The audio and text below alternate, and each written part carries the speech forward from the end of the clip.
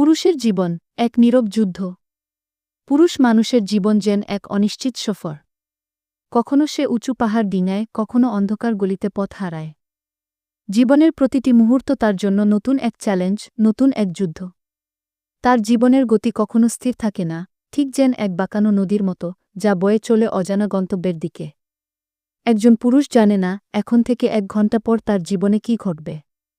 প্রিয় মানুষদের মুখে হাসি ফোটানোর জন্য সে প্রতিনিয়ত নিজেকে বিলিয়ে দেয়, নিজের স্বপ্ন, ইচ্ছা, আরাম সব ত্যাগ করে। জীবনের প্রতিটি ধাপে তাকে লড়াই করতে হয়, কখনো নিজের সঙ্গে, কখনো সমাজের সঙ্গে। কিন্তু এই লড়াইয়ের কথা কেউ শোনে না। ব্যর্থতার যন্ত্রণা যখন তাকে গ্রাস করে, তখন সে কাউকে বলতে পারে না। কারণ এই সমাজ ব্যর্থতাকে মেনে নেয় না, বরং উপহাস করে। প্রিয়জনরাও অনেক সময় পাশে থাকে না, বরং দূরে সরে যায়। একজন পুরুষ যখন সফল হয়, তখন সবাই তার প্রশংসা করে, কিন্তু যখন সে ব্যর্থ হয়, তখন একা পড়ে যায়। তবু সে হাল ছাড়ে না। শত কষ্ট, দুঃখ, হতাশার মাঝেও সে মুখে হাসি রাখে। সে জানে তার কান্না কেউ দেখতে চায় না, তার যন্ত্রণা কেউ বুঝতে চায় না। তাই সে নিজেই নিজের সান্ত্বনা হয়ে যায়, নিজেই নিজের আশ্রয় খোঁজে।